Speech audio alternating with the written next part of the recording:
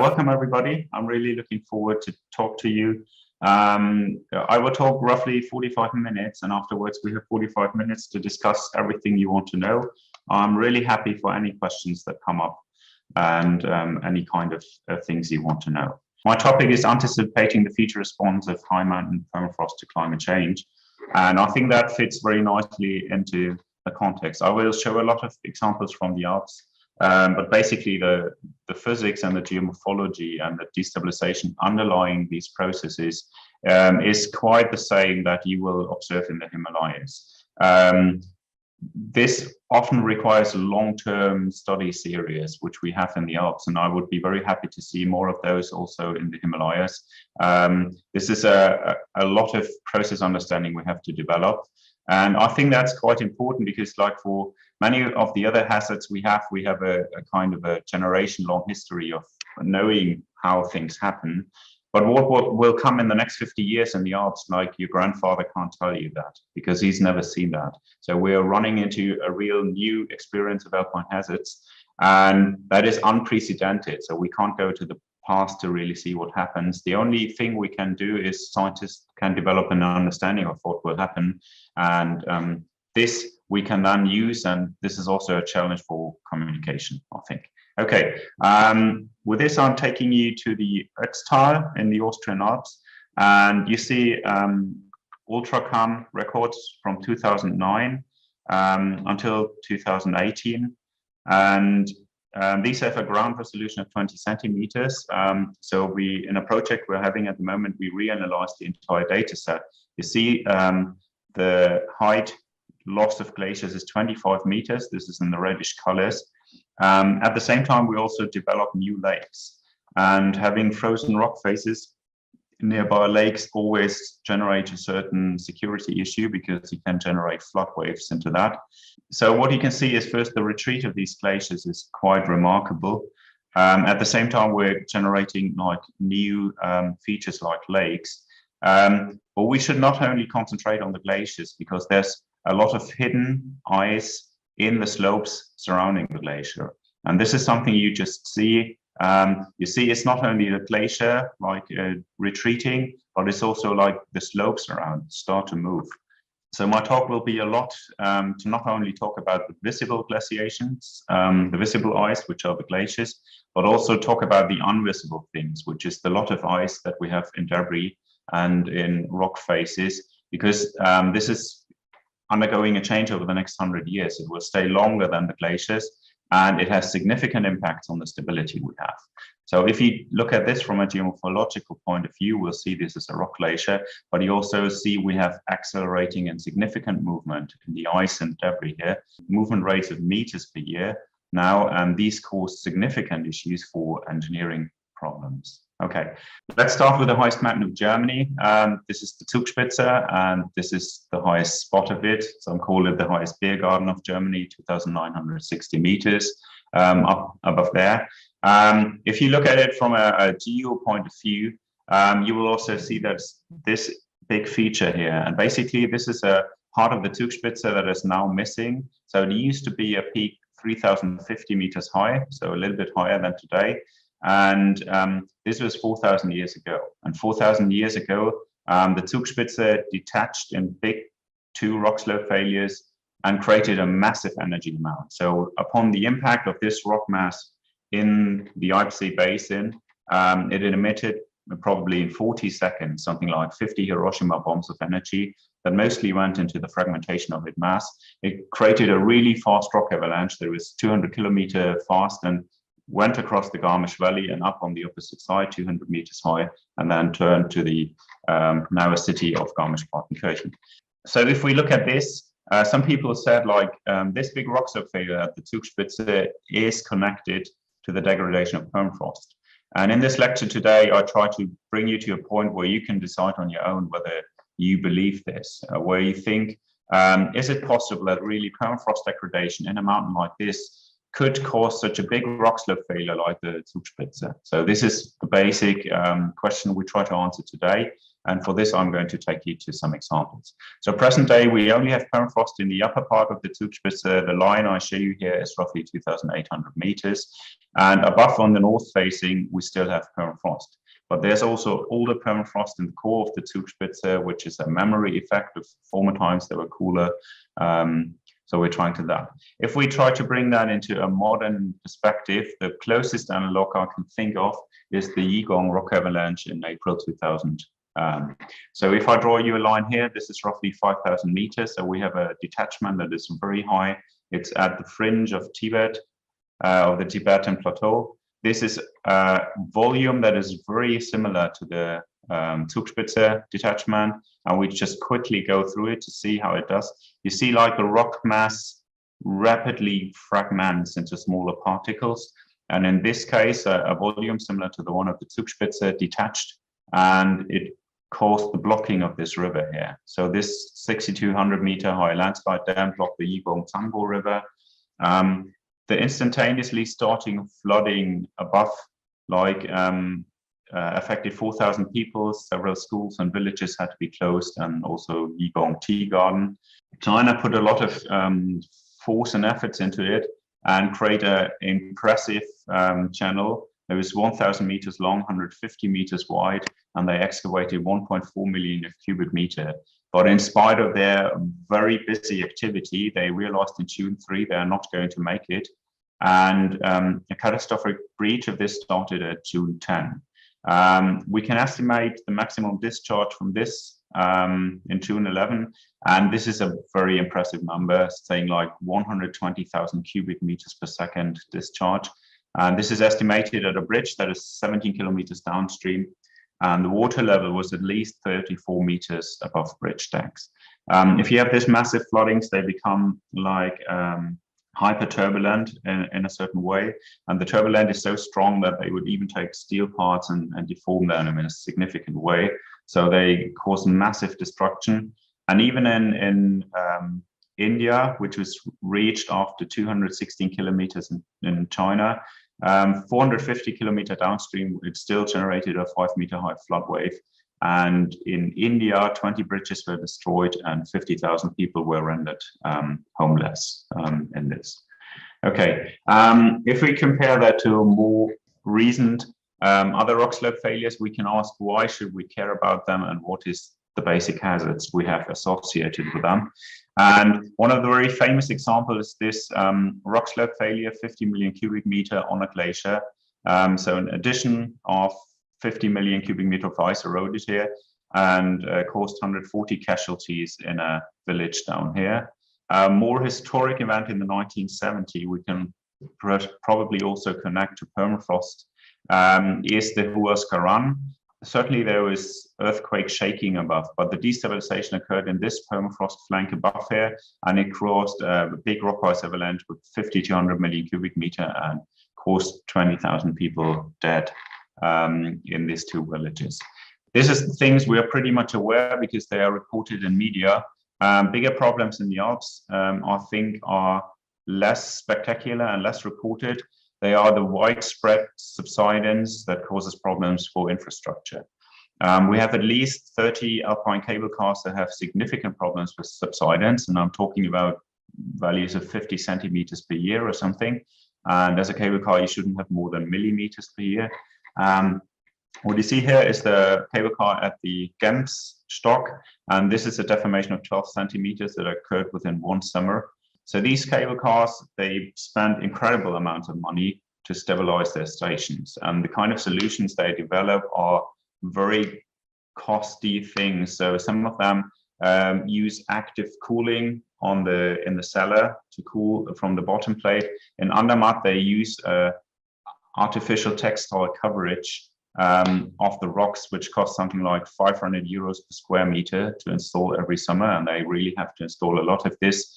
Other stations like the hut in Ischgl, which is very important for the local ski industry, has like a hydraulic base that can take up deformations up to 40 centimeters. So with all kinds of very costly investments in these kind of cable cars to compensate for these effects. Okay, if we want to understand the thermal dimension of permafrost, and we look at the mountain permafrost, we see is only a small part covered with that. So if we take the northern hemisphere map of permafrost, we see we have a lot of Arctic permafrost. And besides, we only have certain regions like the Rocky Mountains or the Himalayas or the Alps or the Scandis, where we have what we call alpine permafrost. So the importance of alpine permafrost is not the big methane emission or carbon dioxide emission problem we have because of the big size of the 25% northern hemisphere covered by permafrost. But the alpine permafrost, the problem is more that it's much more densely populated, it's intensely used by tourists. And there's quite a lot of pressure in recent decades to go into that, because all ski resorts that really make money in the Alps are very high up and have a long snow season. So the ski resorts actively move into the most endangered parts in terms of permafrost. If you look at such a rock surface, you might understand why it's not so easy to calculate the amount of permafrost in a rock slope. You see, like, snow accumulates on patches. Even on that 2 by 2 square meters, you have very different aspects of the rock face. You see, snow can even stick to rock faces in very steep conditions. You have fracturing where water can percolate into rocks. So you see, there's all kinds of variability. So if we want to come up with a picture like how permafrost evolves over the next 50 or 100 years, we have to take into account not only temperature changes, but also changes in snow covers and others. I'll be more specific in a minute about this. I think this is in the background of climate change in mountains, and I deliberately took 2055 because that's in your lifetime, and that's much nearer. You see the expected warming in the European Alps, for example, in a global environmental scenario would be in the range of 2 to 3 degrees until 2055. In a global economic scenario, you would rather expect something like 3 to 4 degrees in there.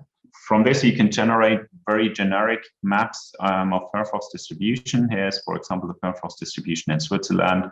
And you see that major touristic centers like the Matter Valley and Zermatt and St. Moritz and Grindelwald are right in this range where we have permafrost occurrences. Let's quickly go through the thermal properties of alpine permafrost. Glaciers are not always warm. We have these warm glaciers down here, which have, due to their height at the base, temperatures of 0 degrees and water. Under these glaciers, we don't have permafrost because they're simply warm-based glaciers.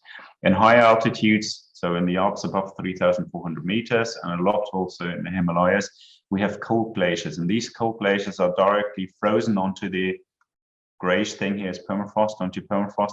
So, and they provide a very effective thermal conduction. Some of the problems we see in the recent decades, I think, is the change of these cold glaciers to warm-based glacier, and this rock below then sees for the first time in a long history plus temperatures, so above 0 degrees. And I think this is quite a hazard. If you then consider an active layer, which is the orange indication, let this be 3,500 meters in the Alps. So if you go down, the thickness of the active layer, which is the part above permafrost, which thaws one time in a year, becomes bigger. If you go to a mountain like the Zugspitze, which is inside, always frozen at a temperature of -1 degree, you get something like 4 or 5 meters on average per summer that constitute an active layer. If you have a very warm year like 2018, this active layer can increase up to 10 meters.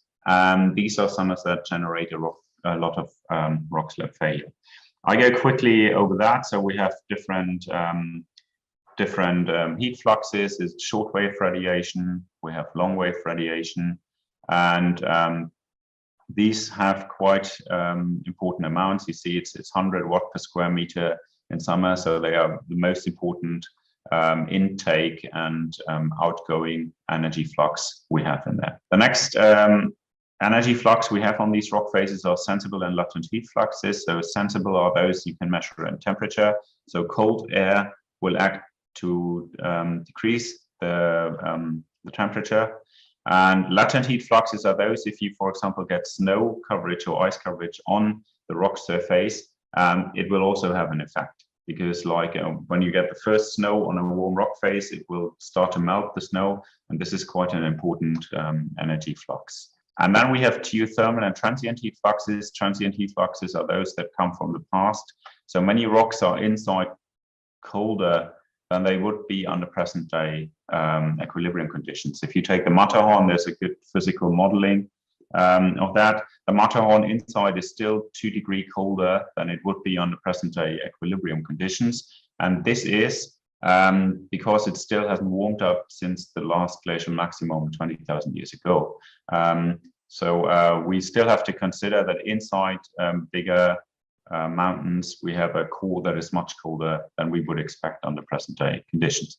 And so then the basic process we have inside the rocks is then slow heat conduction, and this is buffered by the latent heat of ice inside the pores and fractures.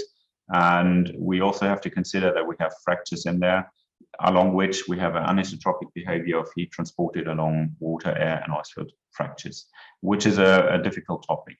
Okay, let's summarize this in a permafrost model of the Zugspitze, like what is in there. So for this model, you see like this is the Zugspitze. You see the black line is 0 degree. We have permafrost on the north face in a range of 0 to -2 degrees. On this side, the south face is free of permafrost. So what do you need to put in a model to create a model like this is basically long and short wave radiation, a sensible heat exchange along the rock surface, and internally you need heat conduction. You consider thermal conductivity of the rock, you consider certain heat capacity, and you very importantly have to consider a water-filled porosity, because that water you have to change from frozen to unfrozen. This implies that we have a number of shortcomings of things that are not in the model present day. This is, for example, the snow and ice cover, which is quite an important factor influencing the local distribution of permafrost.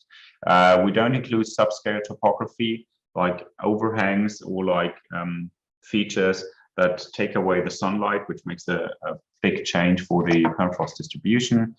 We don't consider petrophysical variability, and we don't consider the anisotropy of fractures or something in such models. Okay, with this introduction, we can now go to the effects of it and see, like, if we have permafrost in the Alps and the Himalayas, and it's started to warm 20 years ago, what are the effects that we can expect?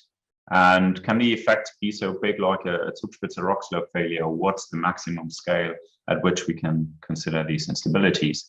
This is a paper from me from 2013 where we try to conceptualize the different influences that exist on warming permafrost rocks. So in any kind of slope instability, you have a certain fraction of the gravitational force. What is different now in permafrost? One of the things that is different is, for example, the hydrostatic pressure. Above ice, water starts to accumulate because it cannot run through the impermeable fracture. So ice makes fractures impermeable. We're measuring at the Zugspitze and we see we have 20, 30 meters of a water column above. And these water columns generate significant pressures that can act to destabilize mountains. Another important factor are cryostatic processes, and they are also referred to as ice segregation. I think this is quite a common experience for people living in colder countries like we do here, where we have winter. So then as a kid, you were told to not lick on a metal in winter. And what everybody expects is that your tongue instantaneously freezes to that metal, but it doesn't do that because the thermal inertia of your tongue is too big. So what basically happens if you lick to a sub-0 degree metal part outside is basically that at the time you put your tongue there, it creates a small ice film on that metal. And that ice film sucks the water on your tongue with a cryostatic pressure that is in the range of 2 megapascals. So at that time, you can't get your tongue off because that starts instantaneously. And then over the next 1-2 minutes, your tongue really starts to freeze to that metal part. So that's your personal experience with cryostatic pressures. But I think that's quite an, if you consider rock slope failures in the Alps, this can become quite an important factor, because along all the fractures that are ice-filled, this ice starts to suck out the unfrozen water content from the surrounding rock. And by that, it starts to extend the size of these ice-filled fractures. And this extension can be up to 1 centimeter or so over a winter. And if this fracture is extending, this is quite high pressures. So we've seen blocks with a size of 10 by 10 by 10 meters pushed out by 1 centimeter purely due to ice aggregation in the Swiss Alps over one winter. Of course, like ice does not only put additional shear forces on these rock blocks, but it also has like a supporting or a like stabilizing effect. And this is the other things we have to look at. So if you want to deform that block, if you want to deform ice, you have to put a certain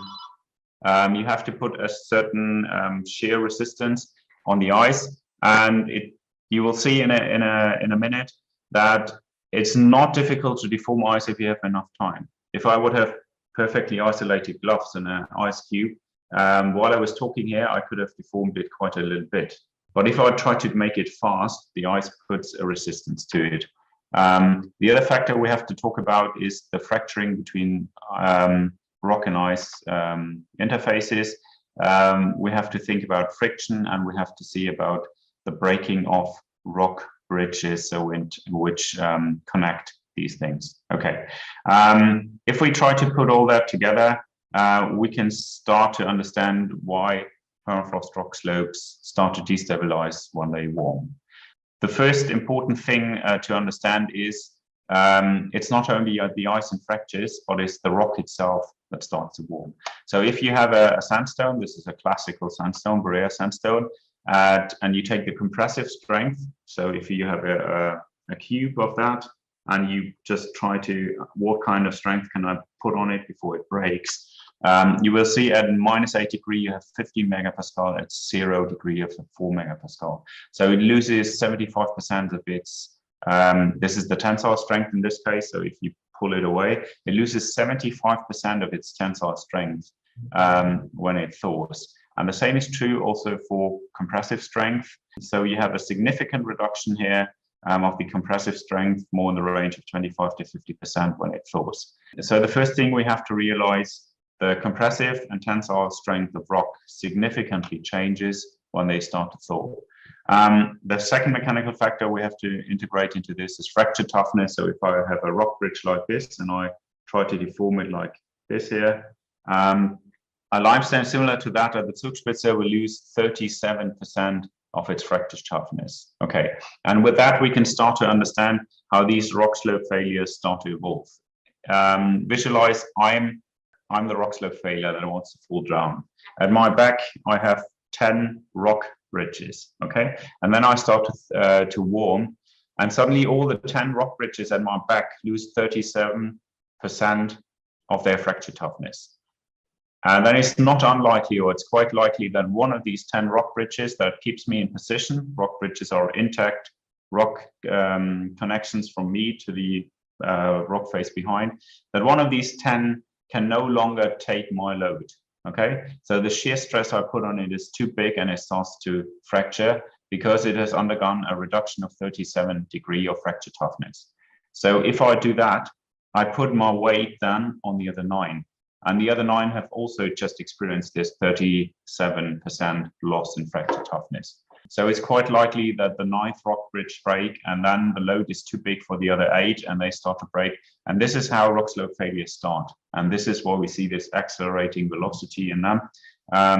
So rock mechanics are quite related to the initiation of rock slope failures in thawing permafrost rocks. Okay, this I do relatively quickly. If you want to deform ice, the shear stress you have to overcome to deform it is dependent on the rate of deformation. If you deform ice slow, you need basically no stress and no energy to do that.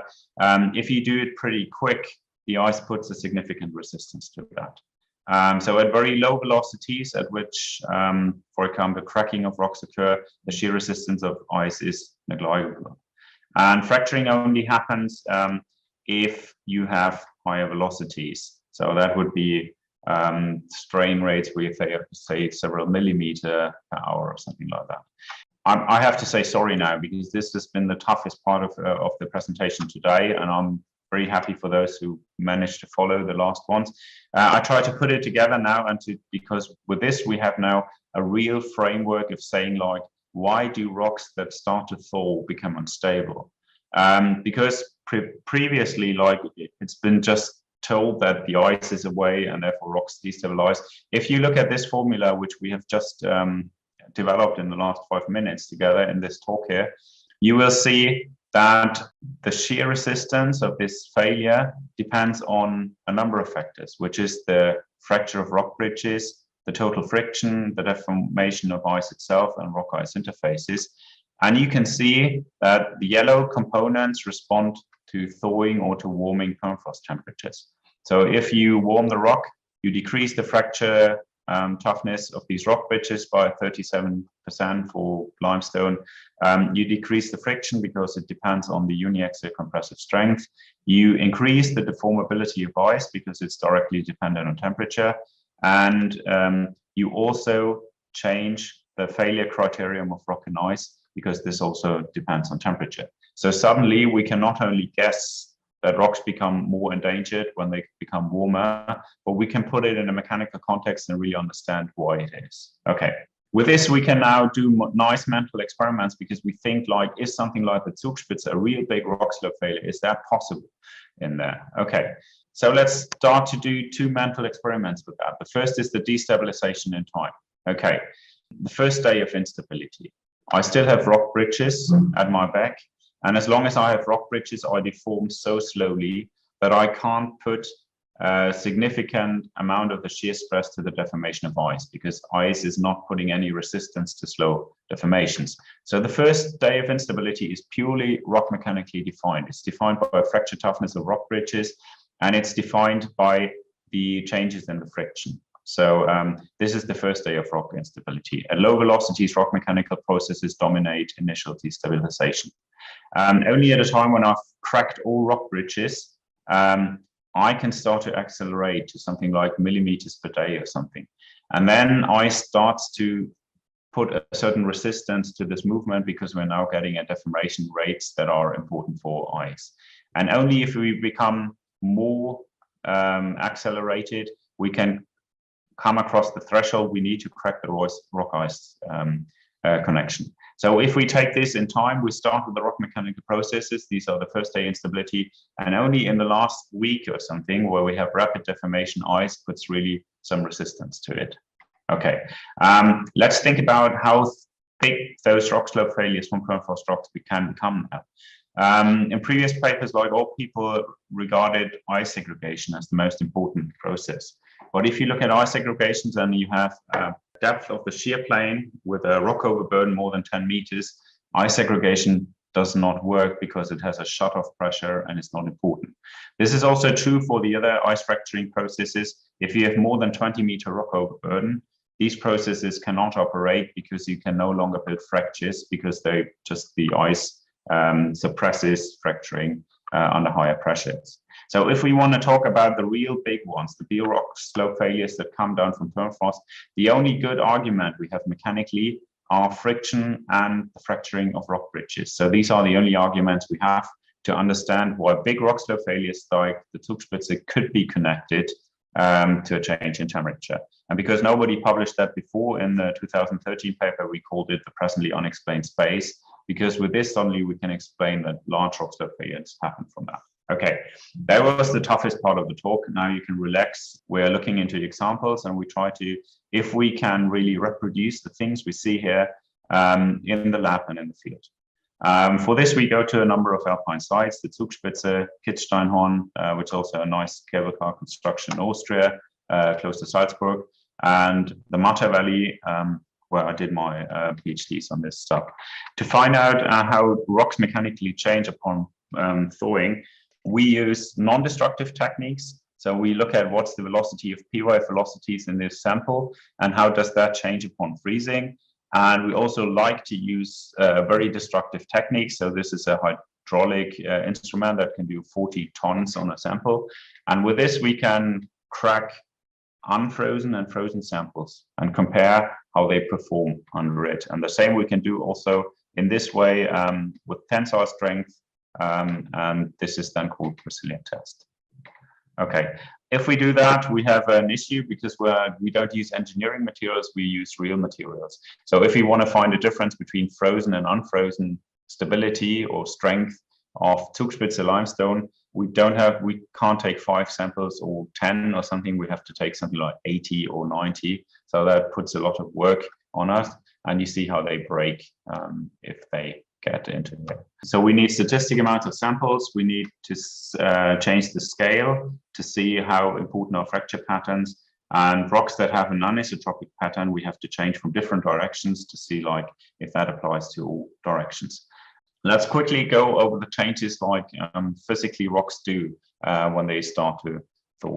The first remarkable change, I go pretty quickly over that, is that the electrical resistivity of these changes quite a lot.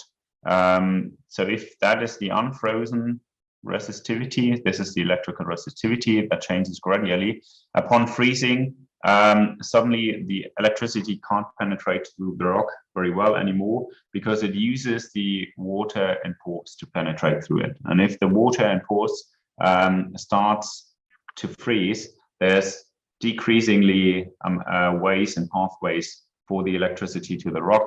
So we can see a very strong increase in the resistivity upon freezing, which is not exactly a 0 degrees but a little bit lower due to several effects on this freezing. Okay, I go quickly over this. And with this, we can make this kind of experiments here.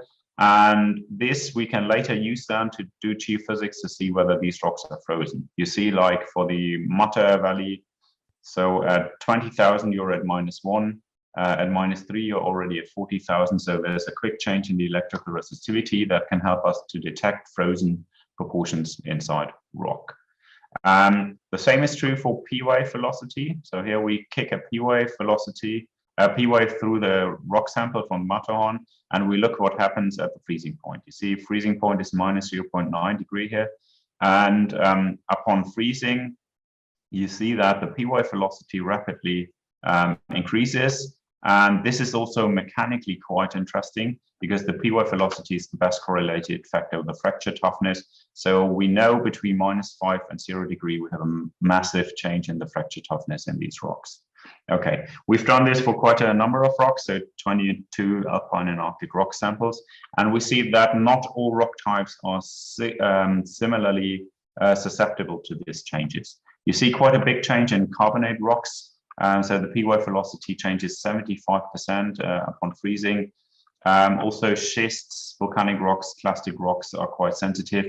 And we see some rock types like gneiss or so are least affected, but they still have like changes in the range of 7–8%. Okay. The second thing we have to care about is like, it's not the same if a rock freezes one time or it freezes repeatedly. And for this, we use fatigue. So we take rock samples. This is from the Three Gorges lake reservoir from the dam. This is the stabilizing elements are drilled into the sandstone. We took a lot of samples, we froze them, and we took, after every freezing, we took 2 out of them and tested how they mechanically perform to see how tired they get, how the fatigue proceeds. And you see over 18 freezing cycles, the compressive strength decreases by 30%, and the tensile strength decreases massively in 17 cycles. So after 17 cycles, you can take the sandstone and pull it apart manually because the tensile strength is so susceptible to that. And the last thing we explore in the lab quite a little bit is what happens at rock ice interfaces, because we know from bigger rock slope failures in the Alps that rock ice, if you have a bigger detachment at the Matterhorn, what you see after it is the ice that stays on the fracture behind that. So we have, in the last day of the instability, we have this rock ice fracturing, This we test in this shear box, which is our cellar here in Munich, and we use sandwich samples, where this is not a slice of ham or something, this is a slice of ice in between, and this is a Zugspitze limestone, this is a Zugspitze limestone, so we make this test. So what comes out of tests like this, you will see if you consider something like 5 meters rock overburden, you see that the stability of the sandwich sample significantly decreases from -10 to 0 degree. The same is true for 10 meters rock overburden or for 20 meters rock overburden, and roughly for 40 meters rock overburden, and then we come to the end of this physical process. And we also do such tests over longer time scales. So this is a English NERC project we've done with a German limestone, a French limestone, and an English limestone for funding reasons. And we applied these rocks for repeated freezing over 900 days to see how they evolve over longer periods of freezing cycles. They have quite a dense coverage with different instruments on them to record they record a tomographic record every 4 hours over 900 days, and also like any kind of heave or something that's on top of it. And over 900 days of repeated freeze and thaw cycles in these rocks, you can see that this previously intact rock is entirely shattered. From the top to the bottom, you see like all these cracks were induced by ice lenses that grew into it and caused like cryosuction and ice segregation pressures and destroyed the samples. You see like some of the samples had deformations in the range of 16 millimeters, which is quite a lot. But even the Wetterstein, that is a very tough limestone from the Zugspitze, had deformations in the range of 2 millimeters.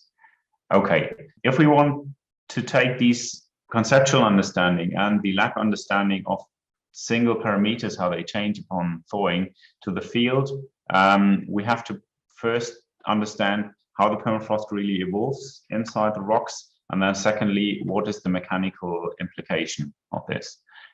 This we do again at the Zugspitze. So there we have quite a good overview over the last 10 years how permafrost evolves. And we're doing this because boreholes are very particular and only record the thermal field in a very narrow section, that's 10 centimeters around the borehole. We use this electrical resistivity tomography, so a geophysical tool I've been working on, so that was my PhD basically to develop that in rock faces. And I quickly show you the work of this. This is the frozen gallery at the Zugspitze. You see this is the outer rock face. Even in winter, we have parts of the rock face that are so steep that they do not accumulate snow, and these are the parts that really have permafrost because they can emit a lot of heat over the winter. 30 meters behind this rock face, there's a gallery. This is this gallery here. And here we're having all our electrodes in. So 30 meters behind us in the gallery, there are 140 electrodes. And from this, we make tomographies. And in the tomographies, you see this bluish part is then the part that freezes and thaws. Okay, I'll go quickly over that. We take samples to the lab, we calibrate them. We have a curve comparing rock temperature and the electrical resistivity, which we can use to calibrate these curves. And from this, we can then make tomographies to see how permafrost evolves over multiple years. Okay, let's quickly check how they look like. This is the snow-free rock face, which significantly cools in February here.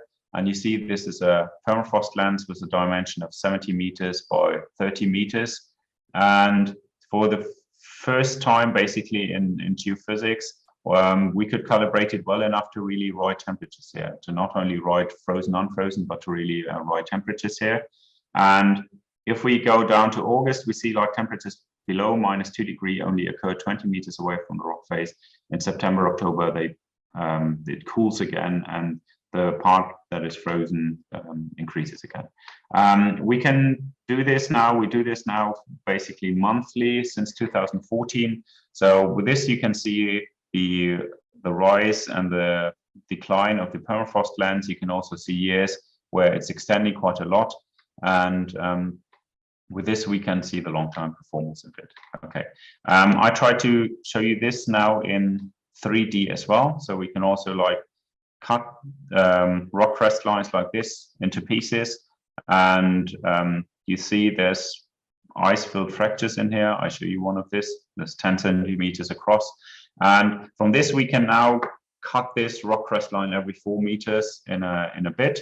And from 2006 to 2008, we see the bluish colors here are the frozen rock inside, and you can see that from here to here, you can see how it starts to thaw. We've done this now for basically 14 years, and in the 14 years, you can see like how the frozen parts decline more and more, and we get less and less permafrost in the ridge. And we can even use the technique to quantify the amount of cubic meters that still have permafrost. But in many of these pieces here, you can see like how it declined in there, and we can now suddenly look inside mountains and see how permafrost changes. Okay, I'll show you a practical example of that. Is the Iki du Midi, where we applied that to a cable car. This fracture here produced significant water inflow in fractures in 2003. And it's quite a enormous touristic spot up here that has 8,000 people per day coming up, paying 60 euros. So they wanted to know, where does the water come from, this fracture? And so we did upsiling. We used tilties to drill in electrodes, and we did 3 tomographies of this. And we're now looking at one of the Piton Central. And the Piton Central has 2 artificial structures in there, which is like a French room they use for lunchtime, and it's quite heated, quite a lot, it's warm. And an Italian room on the other side, which is smaller but even hotter. So the French said it's the Italians because they heat too much, it's too warm in the room, and the Italians said the French have a much bigger room. So we made a tomography here to find out, like, where does this thermal influence come? And the big fracture that put out a lot of water runs across here. And this is the French lunchroom. This is the tomography we did. So in this, you can see blue is again the frozen. You can see like this artificial structure, the lunchroom, creates quite some heat emission into the rock, which is visible in the tomography. The fracture runs along here. This is the Italian rooms. And you can see that the heat emission from these artificial probably had an impact on the permafrost state up there. Okay, I go quickly over that. So what can we do with this kind of information now? And what can we learn out of it? So what I say is, can we develop, I call this a bilingual model that understands thermal impacts and can transfer them into mechanical models. How do we do this? So we take the samples into the lab, so I showed. We've taken a field site where we observe such a destabilization over 10 years, and then we try to develop a benchmark methodology where we can translate thermal influences into mechanical influences. So our study site is the Zugspitze. This is the Austrian Zugspitze cable car. You see, this rock slide here has already displaced quite a little bit. We see something we call an harnish, like 40 centimeters of polished rock that have already been exposed by the sliding in here. If you go deeper into this rock slide, you find permanently ice-filled fractures down here, which you see in there. And we have significant displacement. And typically for permafrost rock slope failures, these displacements accelerate by a factor of 10 in late summer. So we have 5 to 10 times faster moving rates in September in comparison to the rest of the year, except summer. From this side, and this is really the benchmark side where we developed the first mechanical model, where we can anticipate what's happening in future. That was published something like 2 months ago. We took hundreds of samples to test how the compressive strength changes. And upon thawing, the compressive strength changes by 20 to 50%. Tensile strength changes by 15 to 70%. Fracture toughness by this value. Basic joint angle reduces a little bit. And the shear strength of rock ice context is also in there. Did I do that? Okay, don't know how to get this away here. Okay, the next thing we had to find out is like how much permafrost is still in there. So for this we used now geophysical methods to see like how much is frozen. So this is the part of it that's still frozen, and then we developed a model of how much thaw we would get over the next decades. Okay, so leave it like that. I think you can still see that. So with all the information combined, we can now make a model that tells us something, how will this rock slope failure develop in future? This is 100 years ago. With frozen conditions, we still had a factor of safety that is 2.55, so a relatively stable rock slope. This is the present day, so the factor of safety is 1.25 as an average over the year. But if we take summer temperatures, we get close to a factor of safety of 1, and we see this displacement.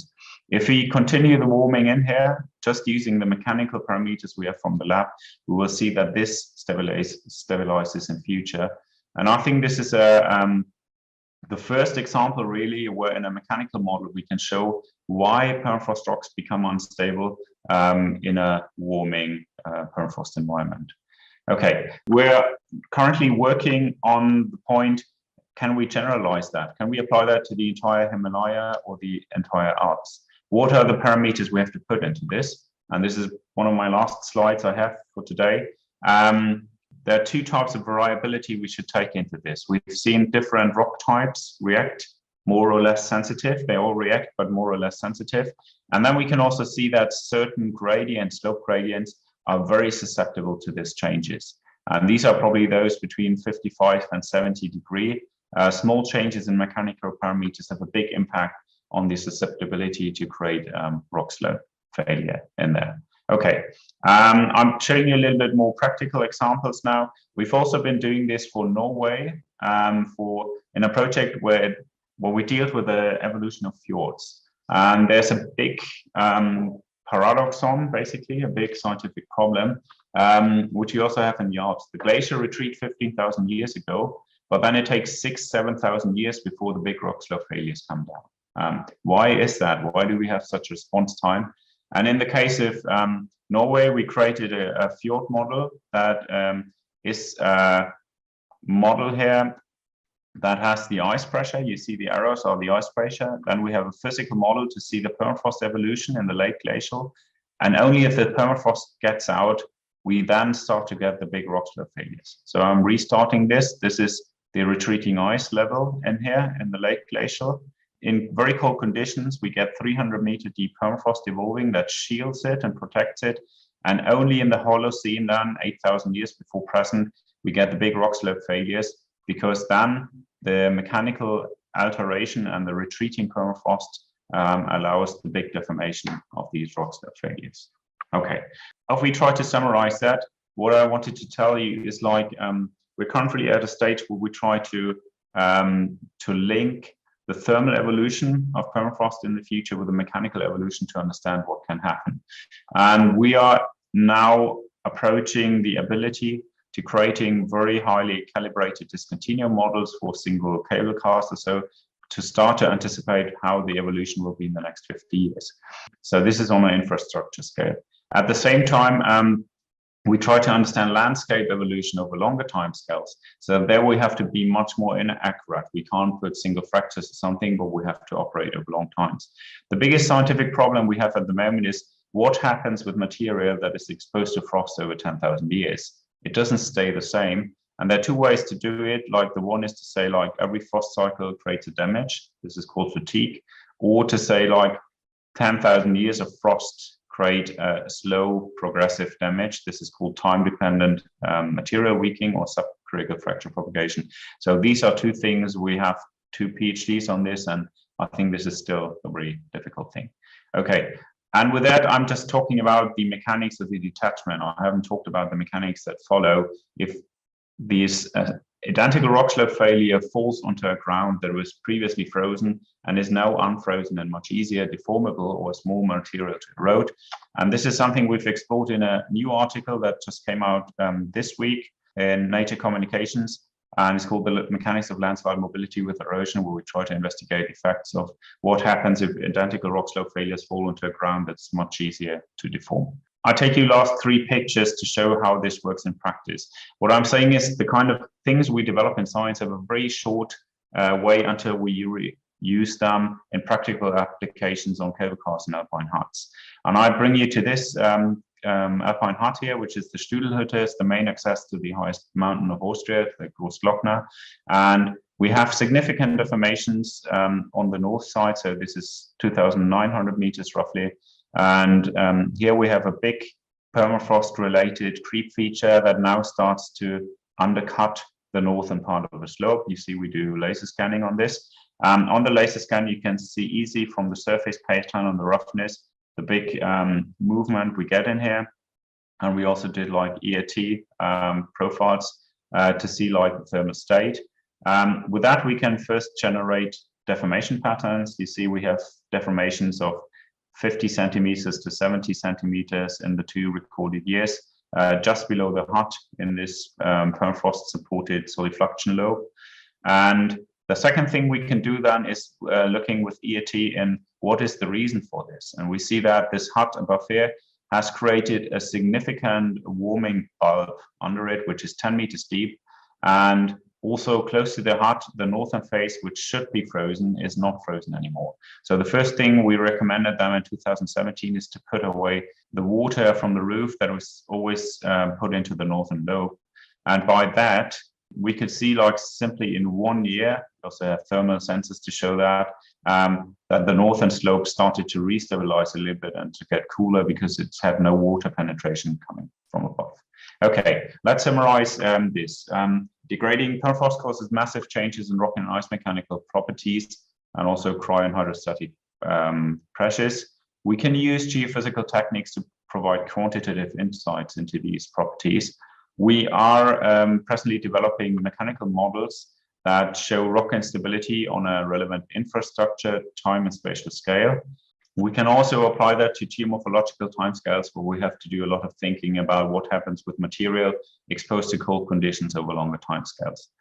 This is published in a number of articles here, so we have ideas and initial models, but I think it remains quite a tricky question.